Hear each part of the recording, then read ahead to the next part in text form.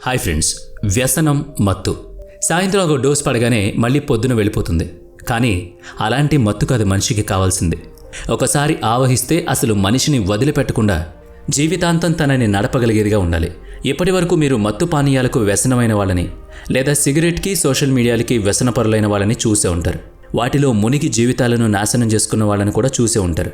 ఈరోజు మీ జీవితాలు మారబోతున్నాయి. ఎందుకంటే ఈ వీడియోలో మేము ఒక వ్యసనం, అది మీ జీవితాన్ని మార్చగల వ్యసనం గురించి తెలియజేయబోతున్నాం. అదేంటో తెలుసా? కష్టపడే తత్వం. ఒక్కసారి అలవాటైందంటే అది ఖచ్చితంగా మిమ్మల్ని జీవితంలో ఒక ఎత్తులో నిలబెడుతుంది. అది కనుక ఆవహించినట్లయితే ఇక వెనక్కి తిరిగి చూసుకోలేనంతగా దానికి అలవాటు పడిపోతారు. మీ ఎదుగుదలని ఎవ్వరూ ఆపలేరు. ప్రజలు క్షణకాలం ఆనందాన్నిచ్చే మత్తు పానీయాలకు, సిగరెట్కు అలవాటు పడినంతగా ఈజీగా కష్టానికి అలవాటు పడడం కొంచెం కష్టమే. కానీ ఈరోజు ఈ వీడియో చూసిన తర్వాత ఖచ్చితంగా వారి ఆలోచన ధోరణి మారుతుంది. అంత విలువైన ఈ వీడియో మీకు అందిస్తున్నాం. వీడియోని స్కిప్ చేయకుండా పూర్తిగా చూడండి. ఇక్కడ 3 ముఖ్యమైన విషయాలు మీతో పంచుకోబోతున్నాం. మొదటిది, అసలు కష్టపడే తత్వం ఒక వ్యసనంలా ఎలా అవుతుంది. రెండవది, మీరు నిజంగానే కష్టపడుతున్నారు కానీ అది సరైన మార్గంలోనే ఉందా లేదా వ్యర్థమైపోతుందా అన్నది తెలుసుకోవడం. ఇక చివరిది, కష్టపడాలి అని అనుకున్నా కష్టపడలేకపోతున్నాం, పని చేయలేకపోతున్నాం. ఇలా అనుకునే వాళ్ళకి మేమిచ్చే 4 సూచనలు, అలాగే ఎలా సమయాన్ని సద్వినియోగం చేసుకోవాలి, దాన్ని కష్టపడే తత్వం కింద ఎలా మార్చుకోవాలి అన్నది కూడా వివరిస్తాం. ముందుగా కష్టపడే మత్తు ఎలా అలవాటు చేసుకోవాలి, అది వ్యసనంగా ఎలా మార్చుకోవాలి. చాలా తేలికైన పదాలతో మీకు చెప్పాలంటే, మీరు కలలు కన్న చోటికి మిమ్మల్ని తీసుకువెళ్ళేది లేదా మీ స్తోమతకు మించి మిమ్మల్ని చేయమనేది. ఇలా చెప్తే పిచ్చితనంగా అనిపిస్తుంది. ఇది కూడా ఒక వ్యసనం లాంటిది. కొంతమంది ఉంటారు, ప్రపంచం ఏమైనా పర్వాలేదు కానీ వాళ్ళు మాత్రం వారు అనుకున్న దానికోసం కష్టపడుతూనే ఉంటారు. వారిని పుస్తకాల పురుగు అని ఎగతాళి కూడా చేస్తూ ఉంటారు. నిజానికి ఎగతాళి చేయవలసింది వాళ్ళని కాదు, వారిని చూసి నవ్వేవాళ్ళని, ఇతరులని. ఎందుకంటే అలా పుస్తకాల్లో లీనమైపోయిన వాళ్ళు చాలా తెలివిగల వాళ్ళు. ముందు చూపుతో వారు చెయ్యాలి అనుకున్న పని మీద మాత్రమే ధ్యాస పెట్టి ముందుకు వెళుతూ ఉంటారు. కేవలం తాము చేరాలి అనుకున్న గమ్యానికి ఎటువంటి విషయాలు అవసరం అవుతాయో వాటి మీద మాత్రమే అసలు ఆసక్తి చూపుతారు. ఇతర విషయాలు వాళ్ళు అస్సలు పట్టించుకోరు. జీవితంలో అటువంటి వారే తాము అనుకున్న విధంగా స్థిరపడతారు. ప్రపంచంలో ప్రముఖ వ్యక్తుల్లో ఒకరిగా నిలుస్తారు. కేవలం రోజుకి 1-2 గంటలు మాత్రమే పనిచేస్తారు. ఎందుకంటే అప్పటికే వాళ్ళు తాము అనుకున్న స్థితికి చేరుకుంటారు కాబట్టి. కేవలం వాళ్ళు అనుకున్న పని మీద ధ్యాస పెట్టి తమ కలలకు అతీతంగా వాళ్ళు అనుకున్నది సాధించడానికి చేసే ప్రయత్నం సఫలమైనప్పుడు టాప్ 10లో ఉండడం కష్టం కాదు. అవి కేవలం నెంబర్లు మాత్రమే. ప్రపంచం అంతా వారి పనికి దాసోహం అవుతుంది. ఇలా టాప్ 10లో ఉన్న వారి గురించి చెప్తున్నాను. అందుకే వీడియోని ఎక్కడ స్కిప్ చేయకుండా పూర్తిగా చూడండి. అసలు కష్టం అనే వ్యసనానికి బానిసలు అయిన వారి గురించి మనం ఎక్కువగా మాట్లాడుకోవద్దు. కానీ ఎలా ఆ వ్యసనాన్ని అలవాటు చేసుకోవాలి అన్నది మాత్రమే మీకు ఇక్కడ తెలియాలి అని మా ఉద్దేశం. కష్టపడ్డంలో కొన్ని రకాలున్నాయని మనం ఇదివరకే అనుకున్నాం కదా, అవేంటో ఇప్పుడు చూద్దాం. మొదటిది, ఒక గమ్యాన్ని ఆశించి దానికోసం పాకులాడుతూ చేసే కష్టం. ఎంత కష్టపడినా ప్రయోజనం ఏముంటుంది? కేవలం గాడిదల్లాగా రోజంతా కష్టపడుతూనే ఉంటారు. కానీ దానికి తగ్గ ఫలితం వస్తుందా అంటే అది ఉండదు. తర్వాత ఎప్పటికీ పశ్చాత్తాపపడతారు.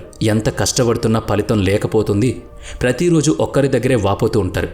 సరైన దారిలో వెళ్లకుండా కష్టపడితే ప్రయోజనం ఏముంటుంది? ఢిల్లీ వెళ్ళాలి అనుకున్నప్పుడు మీరు అది ఎడమ వైపున ఉంటే కుడివైపుకు నడుచుకుంటూ వెళ్తే ఏం ఉపయోగం? కాళ్ళు బొబ్బలు కట్టడం తప్ప ప్రయోజనం ఏమైనా ఉంటుందా? ఎప్పటికైనా ఆ ఢిల్లీ చేరుకోగలరా? ఎందుకంటే అది కుడివైపున ఉంటే మీరు ఎడమ వైపున నడుస్తున్నారు, చెమటలోడుస్తున్నారు, కానీ ఎప్పటికీ దాన్ని చేరుకోలేరు. అచ్చం అలాగే ఉంటుంది. ప్రతిరోజు గాడిదలాగా పనిచేసే వారి తత్వం. అలా అయితే ప్రతిరోజు మనం చేసే కష్టం సరైన దారిలోనే ఉందా లేదా అనేది ఎలా తెలుసుకోవాలి? అందుకే మీరు చేసే పని మాత్రమే మార్గం చూపిస్తుంది. ప్రతిరోజు మీరు చేసే పని కొంతకాలానికి సులభంగా అయ్యిందా లేదా, మీరు ఆ పనిని చేయడానికి టెన్షన్ లేకుండా ఉన్నారా? మీ సమాధానం అవును అయితే మీరు సరైన దారిలో వెళ్తున్నట్టు. ఒకవేళ కాదు అని మీకు అనిపిస్తే ఖచ్చితంగా వేరే మార్గం చూసుకోవాల్సిందే. ఇక వీడియోలో 3వ భాగాన్ని చూద్దాం. 90sలో ప్రజలు ఇదిగో ఇలాంటి ఇబ్బందులు పడ్డారు. ఆ సమయంలో కష్టపడి గమ్యాన్ని చేరుకోవాలనుకున్న వాళ్ళు ఎక్కువ, కానీ కష్టపడలేకపోయారు. ఎందుకు? ఒక సమస్యకి సమాధానం లేకుండా గొర్రెల మందలో కలిసి ఎదుటివారు ఏం చేస్తే తాము కూడా అదే చేస్తూ కష్టపడాలి. ఆ సమస్య తీరాలి అని అనుకుని మొదలుపెట్టినప్పుడు సక్సెస్ ఎలా వస్తుంది? ఇక్కడ 4 విషయాలు జ్ఞాపకం పెట్టుకోవాలి. మొదటిది, అసలు జీవితంలో ఏం కావాలనుకుంటున్నారు? ఏం సాధించాలి అనుకుంటున్నారు? మిమ్మల్ని మీరు కొన్ని సంవత్సరాల తర్వాత ఎక్కడ చూసుకోవాలి అనుకుంటున్నారు? ఇది పక్కాగా మీకు తెలిసి ఉన్నట్లయితే దాని గురించి కష్టపడి దాన్ని చేరుకుంటారు. కానీ మీ ఆలోచన అటువైపు వెళ్లకుండా చూద్దాం జీవితం ఎటువైపు వెళ్తుందో ఆలోచిద్దాంలే అని ఊరుకుంటూ కష్టపడుతూ ఉంటే ఎప్పటికీ అలాగే మిగిలిపోవడం తప్ప జీవితంలో ఎదుగుదల ఉండదు. ముందు చూపు కూడా చాలా అవసరం. అసలు ముందు జీవితం ఎటు వెళుతుందో, మన కష్టం ఏమైపోతుందో తెలుసుకోవడం కూడా చాలా ముఖ్యం. 100% మనం చేరుకోవాలి అనుకున్న గమ్యం తెలిసినప్పుడే దానివైపు పరుగు పెడతాం. అది సాధించడానికి కష్టపడతాం. అందుకే ముందు చూపు చాలా అవసరం. ఆ ముందు చూపే మనిషిని తన కలలు చేరుకునేలా తీసుకువెళ్తుంది. కష్టపడే తత్వం ఉంది, శక్తి ఉంది.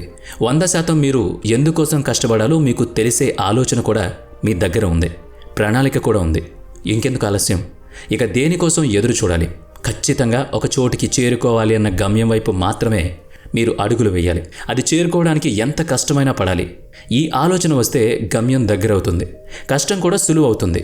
ఇక రెండవది, అసలు మీరు వెళుతున్న దారి సరైందేనా కాదా అనేది నిర్ణయించుకోండి. ఒంటెద్దులాగా అలా చాకరీ చేస్తూ పోతున్నారా?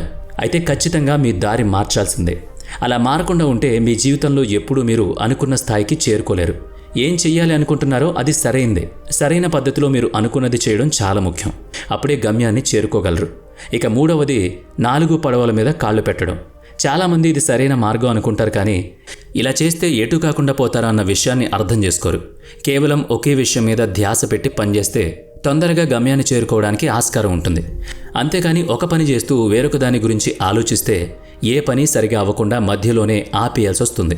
ఉదాహరణకి చదువుకునే సమయంలో చదువు మీద మాత్రమే ధ్యాస ఉండాలి. అలాగే మీరు ఏదైనా సినిమా చూస్తున్నారనుకోండి, ఆ సినిమాని పూర్తి వినోదంతో, ఆనందంతో చూడాలి. అప్పుడే మీకు ఆ సినిమా అయినా అర్థమవుతుంది. అందుకే ఎప్పుడూ చేసే పని మీద మాత్రమే దృష్టి సారించడం చాలా ముఖ్యం. ఇక 4వది అతి ముఖ్యమైంది, విధ్వంసం. ఈ మాట వినగానే విధ్వంసం ఏంటి అని చాలామందికి అనుమానం వస్తుంది. కానీ ఈరోజు చాలామంది సతమతమవుతున్న వ్యాధి ఇది. క్యాన్సర్ వచ్చినవాడైనా బ్రతుకుతాడేమో, కానీ ఈ విధ్వంసానికి అలవాటు పడినవాడు మాత్రం అసలు జీవితంలో పైకి రాలేడు. ఆ విధ్వంసం పేరే స్మార్ట్ ఫోన్. మనిషిని ఎంతలా పక్కదారి పట్టిస్తుందో మనం చూస్తూనే ఉన్నాం. మనిషి ఆ మాయలో పడితే ఇక సాలిగూటిలో చిక్కుకున్నట్టే. బయటికి రాలేడు, ముందుకి వెళ్ళలేడు, ఎక్కడికక్కడే ఆగిపోతాడు. అంతేకాదు బ్రెయిన్ కూడా కొంతకాలానికి పనిచేయడం మానేస్తుంది. అసలు ఎక్కడ ఉన్నారో, ఏం చేస్తున్నారో అర్థం కాకుండా పోతుంది. అందుకే వీలైనంత తొందరగా ఆ స్మార్ట్ ఫోన్కి దూరంగా ఉంటే అనుకున్నది సాధించడం తేలికవుతుంది. కొంచెం కష్టంగా ఉన్నా దాని నుంచి దూరం అలవాటు చేసుకుంటే చాలా సమయం మిగిలిపోతుంది. ఆ సమయంలో మీరు చెయ్యాలి అనుకున్న పనుల మీద దృష్టి పెట్టగలుగుతారు. ఒక్కసారి ఆ పని మీద మనస్సు మళ్ళింది అంటే అది చాలు. ఇక ఏదైనా సాధించగలమన్న విశ్వాసం మీకు ఖచ్చితంగా వస్తుంది. ఈ వీడియో చూసిన తర్వాత కొన్ని అనుమానాలు, కొన్ని సందేహాలు మీ మనసులోకి రావచ్చు. నేనేం చేస్తున్నాను, ఎలా చేస్తున్నాను, ఎందుకు చేస్తున్నాను అన్న ఆలోచన ఇప్పటికే మీ మనసును చేరుకుని ఉంటుంది. ఒక్క మాటలో చెప్పాలంటే ఈ వీడియోలో ఇప్పటి వరకు మీరు వెళ్తున్న దారి సరైందా కాదా, మీరు చేస్తున్న పనికి ప్రతిఫలం వస్తుందా రావట్లేదా, అలాగే పక్కతో పట్టించే వాటి నుంచి మిమ్మల్ని మీరు ఎలా కంట్రోల్ చేసుకుంటున్నారు అనే వాటి గురించి మనం ఎక్కువగా ఈ వీడియోలో చర్చించుకోవడం జరిగింది. నిజంగా ఈ వీడియోని మీరు ఫాలో అయితే మీరు అనుకున్నది సాధించిన తర్వాత ప్రతి ఒక్కరూ మిమ్మల్ని అడుగుతారు, ఎలా సాధించారు, ఇంత త్వరగా మీ వద్దకు మీ గమ్యం ఎలా చేరింది అని. అందుకు మీరు ఒకటే సమాధానం చెప్పండి, నాకు కష్టపడడం అలవాటైంది, ఆ వ్యసనం నన్ను ఇంత దూరం తీసుకొచ్చింది, ఆ మత్తు నన్ను ఆవహించింది కాబట్టి నేను ఇవాళ ఈ స్థితిలో ఉన్నాను. ధైర్యంగా తల పైకెత్తి ఈ జవాబు చెప్పే స్థాయిలో మీరు నిలబడాలని మేం కోరుకుంటున్నాం. మరి ఈ వీడియో మీకు నచ్చినట్లయితే లైక్ చేయండి, షేర్ చేయండి. ఇప్పటివరకు మన ఛానల్ని సబ్స్క్రైబ్ చేసుకున్నట్లయితే ఇప్పుడే సబ్స్క్రైబ్ చేసుకుని పక్కనే ఉన్న బెల్ ఐకాన్పై క్లిక్ చేయండి.